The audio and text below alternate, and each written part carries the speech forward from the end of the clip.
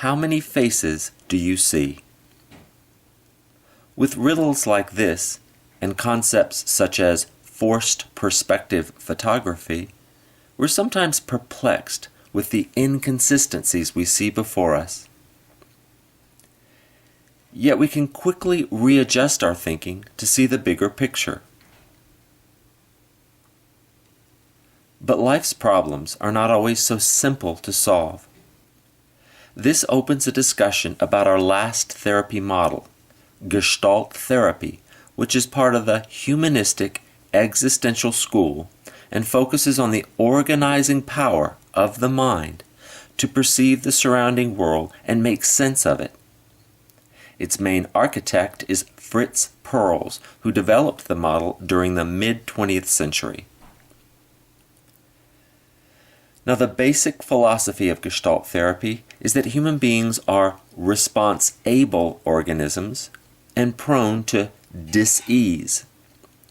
We use creativity and spontaneity when solving problems, and we also have an innate tendency towards personal fulfillment and actualization.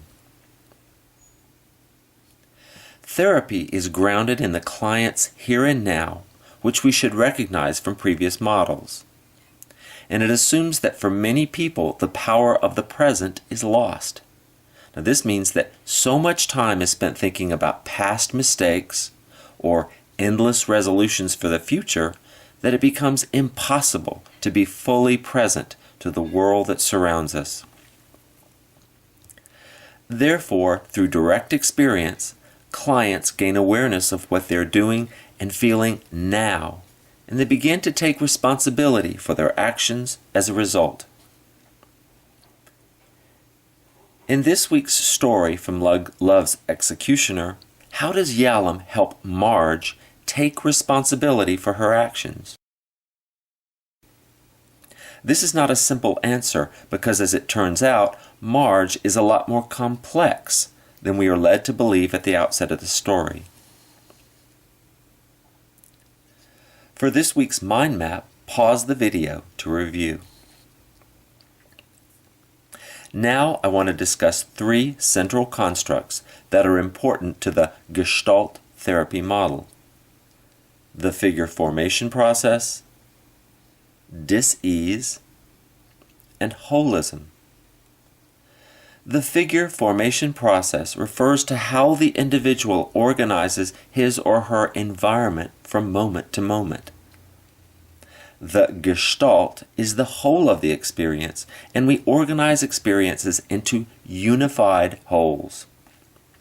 We often hear the phrase, "the whole is greater than the sum of its parts," and the Gestalt model reinforces this idea.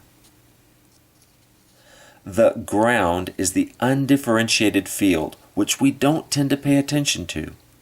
We think of it as the background. The figure is the emerging focus of our attention. Now let me provide an example to illustrate. Let's say you're in your house and feeling hungry. Unbeknownst to you, there's a tasty rice treat nearby. You aren't thinking about it, so it's in the background. And note that what is below this line is out of your direct awareness. But then you get a glimpse of this treat and it starts to occupy your thinking. Therefore, it is now the figure. It's in your awareness and a possible source of food. It's stuck in your mind and you've got to have it. Your mind can't wait to complete the Gestalt by eating this treat, and if you don't, you'll continue to think about it. Well, finally, you get your hands on the treat and eat it. And once you've eaten it, poof, the Gestalt is gone.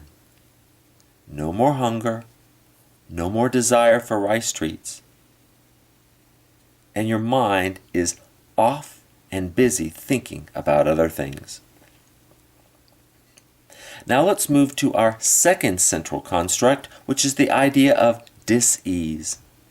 Fritz Perls used the term Maya to denote our phony level or layer of existence which we create to protect ourselves from threatening aspects of ourselves and our world. This cartoon represents one way of describing Maya. Now, the next concept of dis-ease is called impasse, and is the point where an individual is stuck in what Pearl's called running from emotional pain. Many of our clients may feel at an impasse and unsure about the next step in their lives. Next is unfinished business, which should be a concept familiar to all of us. In a way, it's as if our lives are filled with rice treats in our midst, but somehow we are unable to finish them off to complete the gestalt. Finally, the thought that each of us has poles of life that are both positive and negative, and these poles are necessary for us to balance and manage our emotions. There is the top dog or controlling side of us, and the underdog, which is more subservient. Refusal to accept both poles of life can cause dis-ease, because by doing so, one is denying important aspects that make up the whole self. Here is Linus's contribution to the dis-ease construct of Gestalt therapy. The final central construct is holism, in which our role as therapists is to focus on the whole person and on integrating thoughts, feelings, behaviors, body, and dreams. We are fully present, and our contact with others is authentic. There's a famous Gestalt therapy phrase that embodies this concept: I, thou, here and now. Or said differently, I and thou in the here and now. Now, the final aspect of holism involves layers of neurosis, or defenses against the negative aspects of our world. Through therapy, we can peel away these layers to find the real person at the core.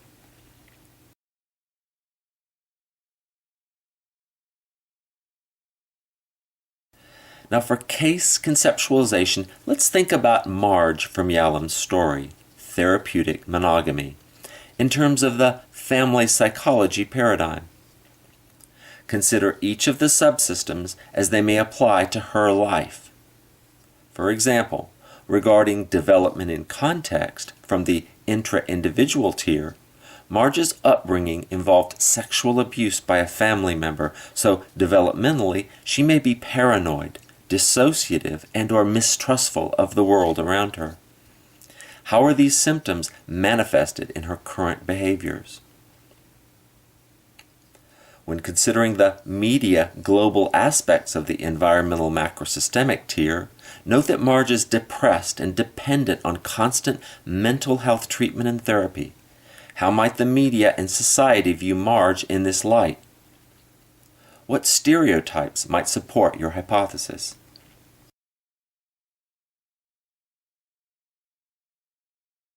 At this point, the goals for therapy will hopefully make sense to you.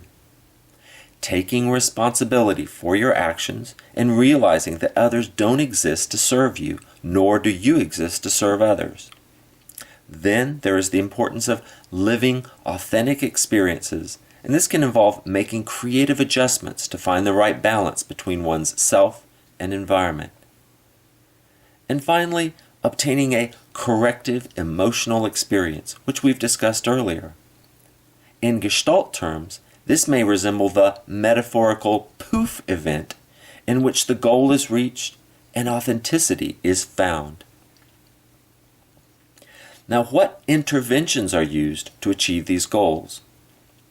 Techniques are actually called Gestalt exercises, and there are 5 that I want to discuss: games of dialogue, or empty chair, reversals, rehearsals, the exaggeration exercise, and staying with the feelings.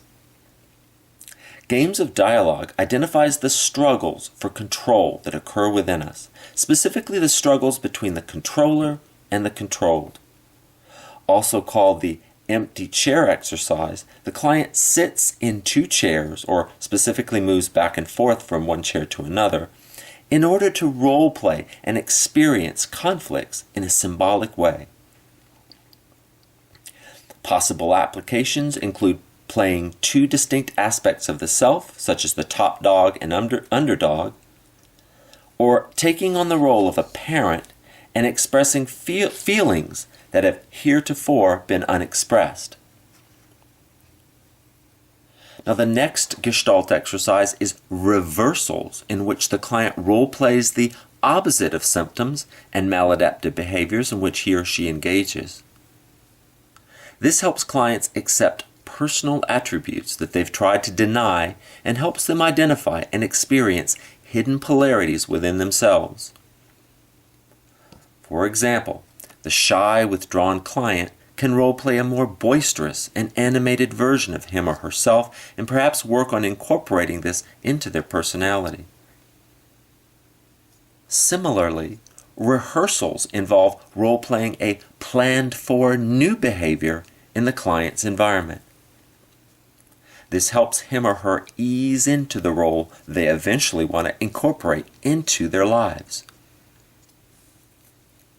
Next, the exaggeration exercise involves exaggerating movements and gestures repeatedly to intensify feelings attached to specific behaviors. This includes exaggerating trembling hands or feet, a slouched posture, facial grimacing, etc. And finally, staying with the feelings, which keeps the client from escaping from fearful stimuli or avoiding unpleasant feelings. This exercise actually encourages clients to go deeper into their feelings, which can result in facing, confronting, and experiencing feelings to unblock and make way for new levels of growth.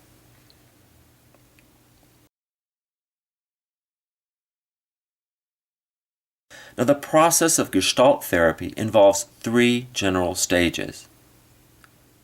Liberation from Maya, in which the therapist helps the client become aware of the phony games that he or she has taken on. The therapist will ask the client to reflect on how this process impacts physical and body sensations. The next step is cathartic explosion, in which an intense expression of affect occurs in the client, which helps to break out of the neurosis. The client essentially moves from a deadened or implosive state to a more alive and refreshed state. Now, the final step is the corrective emotional experience, in which the client accepts the new behavior changes and the therapist shows confidence in a way that might be akin to coaching and holding the client accountable and responsible for progress that's been made. Now, from an earlier story, Yalom asked permission of his client to interrupt her for the purpose of pointing out phony behaviors that contributed to her depressive feelings. Now, the Gestalt therapy process may seem deceptively simple, so I'll supply an alternate narrative form that may provide some clarification. Please pause the video to review. Now, here's a brief Gestalt therapy treatment plan, and you can see that the focus is on incorporating new behaviors and reaching personal goals. Think about Stan in this week's therapy video. How might these treatment goals benefit Stan as he seeks to gain empowerment over the critical parent aspect of his personality? For a spiritual perspective, please read the following Bible story. It appears to be a miracle, and yet when it occurred, some doubted that the man Jesus healed was blind in the first place. Think about the miracles and unexplained phenomena that have occurred in your life, and we'll talk about this further in class. And speaking of unexplained phenomena, look at each part of this picture. Is it really moving? Finally, over the next 2 slides, I provided a quick way of comparing each of the 5 schools and 13 therapy models that we've covered this semester. Please pause the video as needed to review. Have a great week.